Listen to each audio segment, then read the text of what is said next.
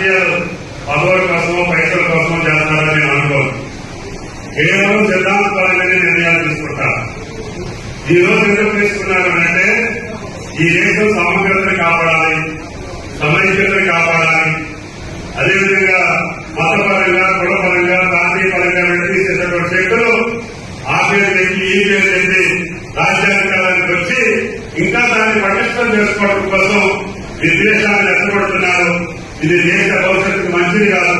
కాబట్టి మతతత్వ BJP party ఓడించాలనే ఏకైక సిద్ధాంతంతో ఎవరున్నా సరే ఆ నేతృత్వం కోసం సిపిఎం పార్టీ నిర్ణయం తప్ప వేరే రాజకీయ కోణం లేదు అని చెప్పి ఈ సందర్భంగా మనం చెప్తుంది. అంటే దేశ సమగ్రత, దేశ ప్రజల యొక్క మతాల యొక్క కలయిక, అందరూ అన్నదమ్ములాగా కలిసి సంతోషంగా ఉండేటటువంటి భారతదేశం యొక్క భవిష్యత్తు కోసమే సిపిఎం నిర్ణయం అని చెప్పి మనం భావించాలి. కాబట్టి ఆ యొక్క సముచితమైనటువంటి నిర్ణయానికి కాంగ్రెస్ పార్టీ కూడా పెద్ద మనసుతోటి ఆ రెండు పార్టీని అర్థం చేసుకుని ఇటువంటి మతతత్వ పార్టీలు ఓడిస్తారని. ఎందుకంటే మొన్న సాక్షాత్తు ప్రధానమంత్రి ఆ పదవిలో ఉండి అసలు నేను ప్రచారం చేసినటువంటి ప్రధానమంత్రిని చూడాలి. కానీ రోజు మనకంటే ఎక్కువ తిరుగుతాడు, తిరిగాడు. తిరిగిన కాలంలో కూడా అబద్దాలు ఆడుతున్నాడు, అసత్యాలు చెప్తున్నాడు. కాంగ్రెస్ పార్టీ చేస్తే హిందువుల యొక్క పుస్తకాన్ని తీసి ముస్లింలు వేస్తారు. అది వాస్తవమా? ప్రధానమంత్రి తక్కువ మాటేనా? అదే కాకుండా మళ్ళీ నిన్న ఉన్న మాదిగ జాతిని లేదా గిరిజన జాతిని కాంగ్రెస్ పార్టీ ద్వేషిస్తుంది, వివేచిస్తా ఉంది. కాబట్టి మా ఓటు వేయని అడుగుతారు.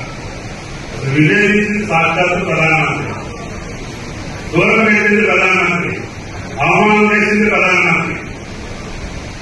మొన్న ప్రాథమిక భవన శంకుస్థాపన కానీ ఇంకో కార్యక్రమం కానీ ఆ రోజు ఉన్నటువంటి సాక్షాత్తు ప్రెసిడెంట్ ఆఫ్ ఇండియా చేయాలి.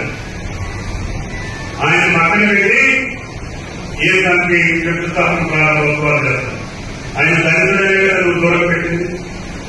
నిన్నగా మొన్న గురువు గారిని చేసిన మహిళలు నేను ప్రెసిడెంట్ చేశానని చెప్పాం. నేను రామాలయంలో అయోధ్య రామాలయంలో మనం రాకూడదా? గిరిజన మహిళ రాకూడదా?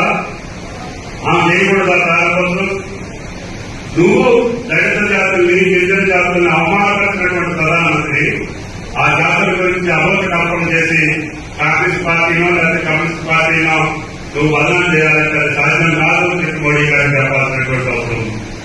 ఇటువంటి మంచి అబద్దాలు బట్టి మనోభావాలను రేకెత్తించి విద్వేషాలు సృష్టించి దేశాన్ని నిలబెట్టి ఏదైనా సరే మూడోసారి ప్రధానమంత్రి కావాలని చెప్తుంది.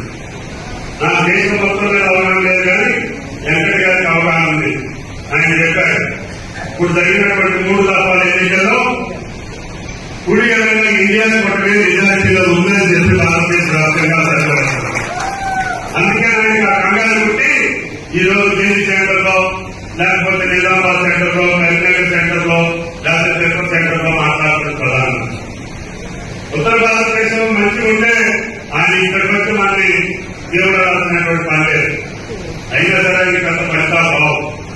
ఏదైనా సరే ఈ సమైక్యత కోసం, సమగ్రత కోసం, దేశ భవిష్యత్తు కోసం కలిసినటువంటి కలయిక విజయవంతం కావాలని మీరు చేసేటటువంటి ఈ సపోర్టు పెద్ద ఎత్తున రాష్ట్రంలోనే మంచి విజయానికి నిర్ణయం అవుతుందని, ముఖ్యంగా ఖమ్మం పార్లమెంట్ కానీ ఆధార్ పార్లమెంట్ కానీ మిగతా పార్లమెంట్ సీట్లలో మీ కలయికతోటి కాంగ్రెస్ పార్టీ గెలుపు ఖాయమైంది అని చెప్పి కూడా ఈ సందర్భంగా మరిన్ని వీడియోస్ కోసం ఛానల్ ని సబ్స్క్రైబ్ చేయండి. లేటెస్ట్ అప్డేట్స్ కోసం వాట్సాప్ ఛానల్ ని ఫాలో చేయండి. అండ్ లింక్ డిస్క్రిప్షన్ లో ఉంది.